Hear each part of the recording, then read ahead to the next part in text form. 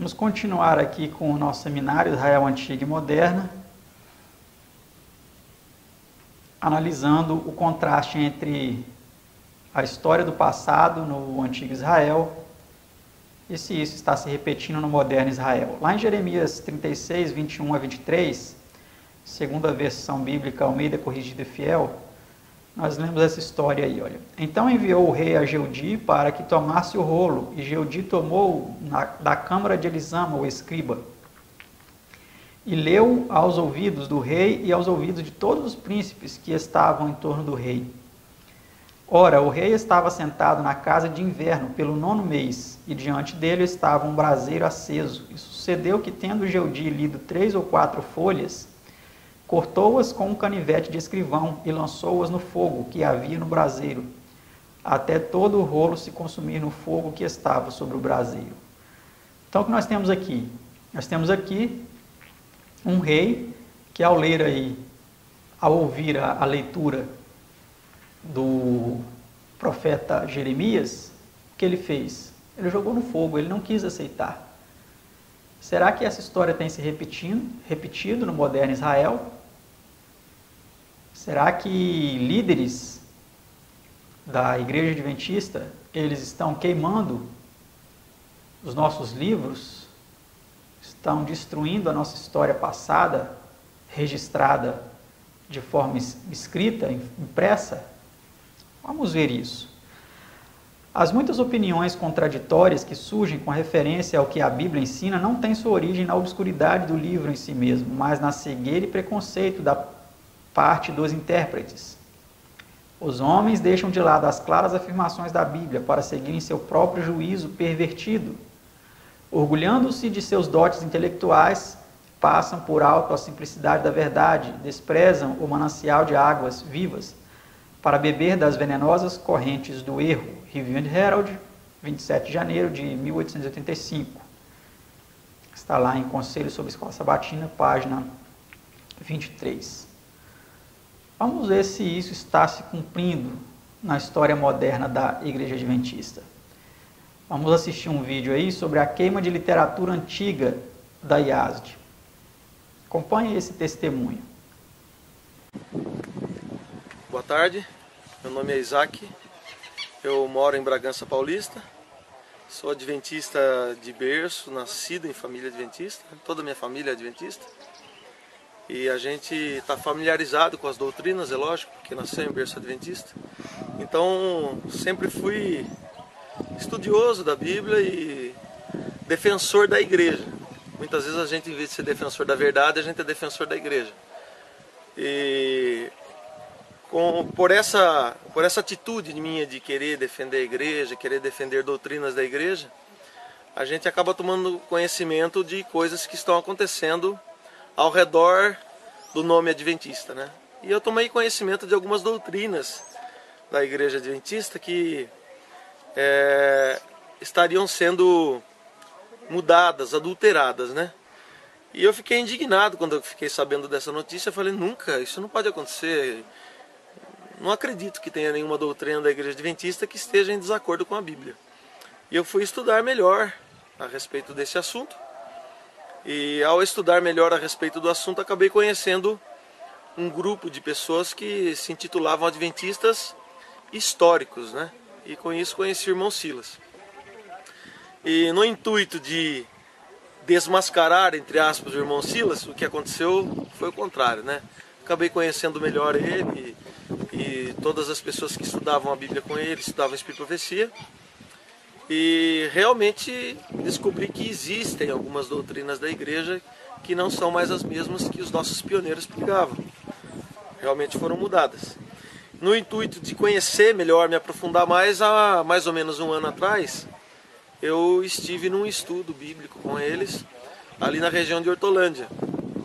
Foi quando conheci novos amigos, fiz novas amizades, pessoas muito sinceras, cristãs, boas pessoas, boas amizades.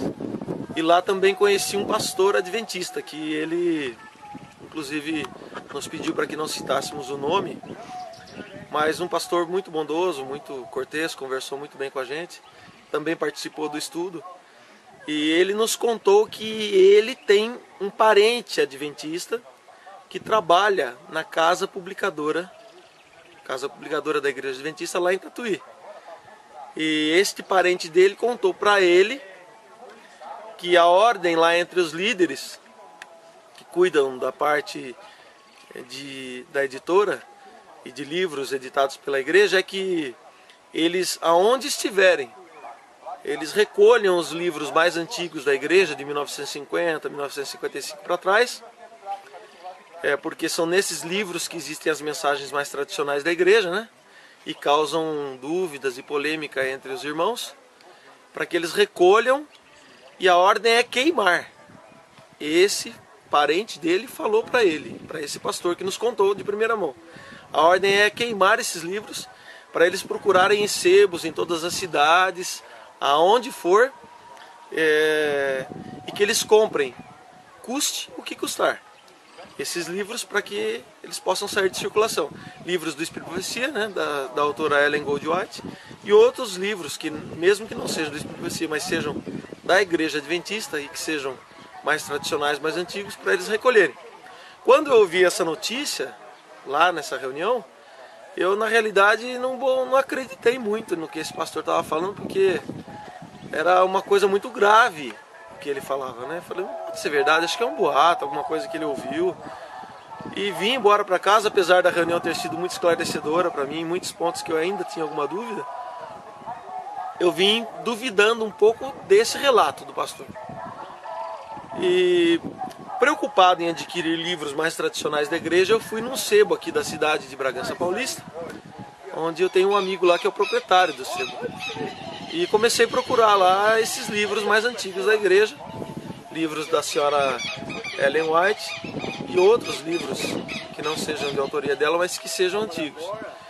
Foi quando esse meu amigo, proprietário da igreja, proprietário do sebo, me chamou, falou: escuta, você está procurando mais especificamente que tipo de livros?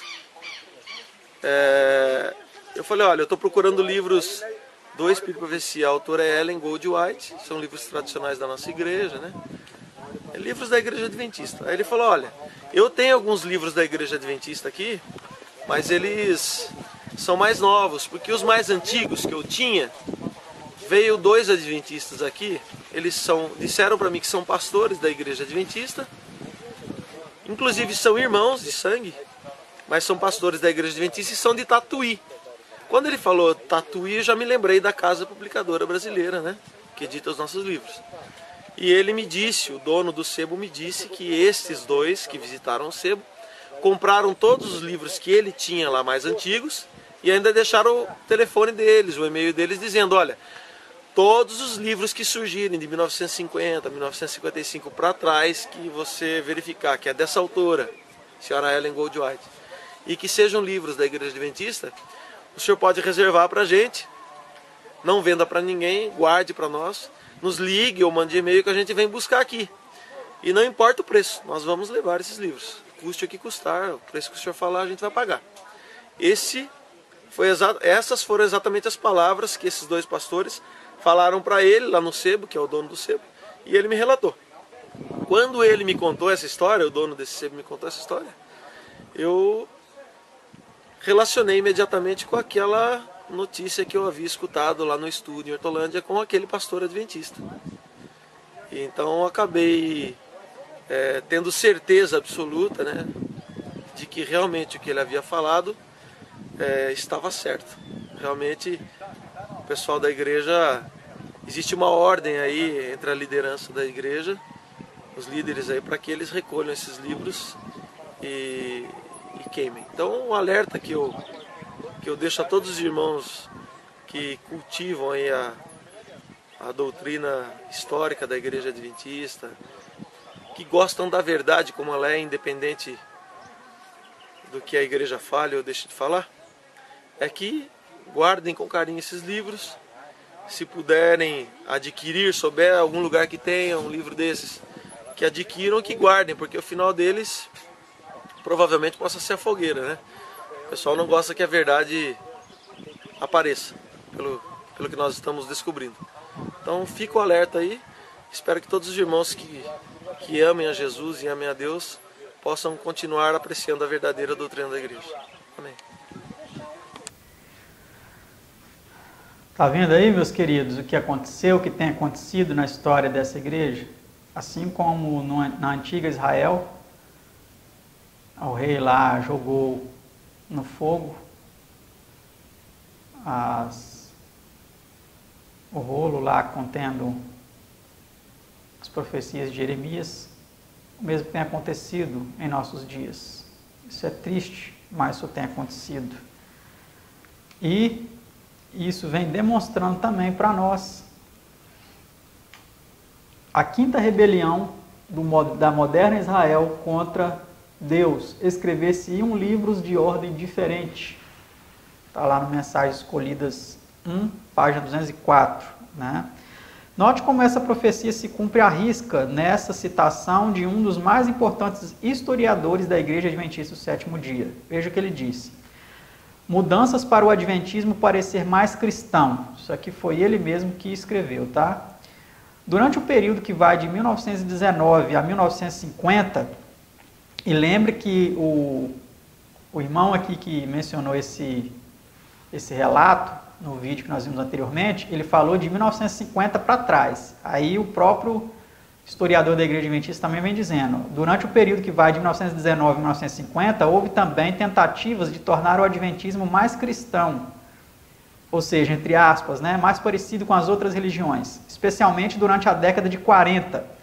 Essa década, por exemplo, testemunhou esforços da parte de alguns de purificar e fortalecer as publicações adventistas, em busca de identidade, página 157. Então, olha que interessante, eles queriam tornar o adventismo mais cristão, ou seja, mais parecido com as outras religiões. E o objetivo deles foi purificar e fortalecer publicações adventistas. O que seria purificar? Né? No nosso entendimento, seria macular, poluir as publicações adventistas com o erro, com o engano. Mas ele colocou aqui, entre aspas, purificar, porque ele mesmo colocou essas aspas, né? Porque foi o propósito da igreja tornarem, então, os livros mais intimamente relacionados com a nova doutrina, com o novo pensamento, né? E olha aqui a explicação que ele dá. Uma segunda tentativa importante de limpar as publicações adventistas para fazer a denominação parecer mais ortodoxa tinha a ver com a natureza humana de Cristo. Mesmo livro aí, página 159. Então, eles procuraram limpar as publicações, né, para que ela pudesse parecer mais ortodoxa, mais parecida com as outras religiões, e especialmente com relação à natureza humana de Cristo, que antes a Igreja Adventista cria que a natureza humana de Cristo era uma natureza também como a nossa, que ele herdou aí as tendências para pecar, né? Que ele assumiu uma carne propensa ao pecado, uma carne, vamos dizer assim, pós-lapsariana, né? Que é o termo que se usa, uma natureza de Adão após o pecado, e aí depois eles passaram a ensinar e a crer que Jesus tinha assumido a natureza de Adão antes do pecado, ou seja, uma carne pura, uma carne santa, uma carne perfeita. E assim, o ensinamento adventista foi sendo alterado. Existe uma grande diferença entre nossa fé e a professa fé daqueles de denominações, assim como o céu é mais alto do que a terra. Ellen G. White, Spiritual Gifts, volume 2, página 300. Mas o objetivo deles foi diminuir essa distância, né? Diminuir essa diferença, e isso paulatinamente foi acontecendo.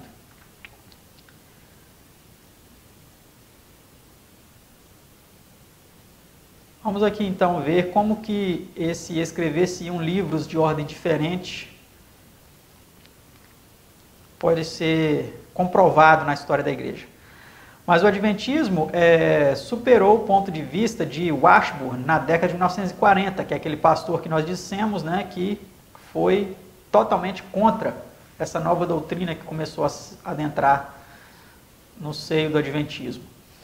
Aí diz que a igreja superou esse ponto de vista dele, né, na década de 40. Isso ficou evidente quando surgiu a necessidade de publicar uma nova edição de um livro de Uriah Smith, Daniel and Revelation, que é Daniel e Apocalipse. Em março de 1942, o corpo diretivo da Associação Geral e os gerentes das editoras adventistas da América do Norte se encontraram e decidiram que a maior parte do livro permaneceria como Smith havia escrito, mas algumas mudanças deviam ser feitas. Uma delas seria a supressão de declarações antitrinitarianas e semi-arianas do volume. Supressão, no caso, é a retirada, né? Porque nossa comissão está convencida de que tal ensino não encontra apoio nem na Bíblia nem no espírito de profecia. Contudo, por deferência aos que criam de outro modo, a comissão resolveu mais tarde que seria melhor omitir o assunto do livro sem comentários e deixar a questão aberta para estudo posterior, sem estorvo nem obstáculo. Está aí a fonte, né? Eles procuraram publicar uma nova edição de um livro de Uriah Smith. Isso mostra claramente que eles escreveriam livros de ordem diferente, porque a igreja então passou por esse processo aí de mudança, mas algumas mudanças deviam ser feitas, né, no livro, especialmente com relação aí ao antitrinitarianismo.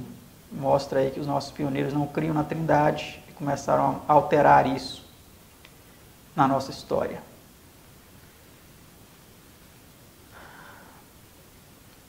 Então nós vemos aí que essa profecia também foi se cumprindo na história da igreja. Olha, a nova edição continua aquele mesmo texto, né? A nova edição saiu em 1944. Isso está escrito nesse livro aqui, ó, Em Busca de Identidade. A revista Ministry viu-se obrigada, em 1945, a publicar repetidas explicações a respeito da nova edição e incluir em sua edição de maio uma compilação de declarações de Ellen G. White sobre a pré-existência de Cristo. George Knight, Em Busca de Identidade, o desenvolvimento das doutrinas adventistas do sétimo dia, páginas 158 a 159, CPB. Então aí esse novo livro, né, que foi lançado, a capa dele, Uriah Smith, Daniel and Revelation, e aí o autor, né, Uriah Smith, que escreveu o livro, que passou por essa alteração. Vamos ver aqui agora uma declaração interessante, onde um líder aí adventista vem justificando aí e defendendo a mudança dos livros, né? É legítimo modificar, condensar ou simplificar os escritos de Ellen White? Olha que interessante, modificar, condensar ou simplificar os escritos de Ellen White? É uma pergunta, né? E ele mesmo responde, a resposta é sim, podemos alterar, condensar ou simplificar as palavras, mas não temos permissão para alterar a mensagem proposta. Mentira, né? Eles mudam mesmo. Eis o porquê. Os adventistas do sétimo dia não se atêm à inspiração verbal. Isso significa que Deus não ditou a Ellen White as palavras que teria de usar.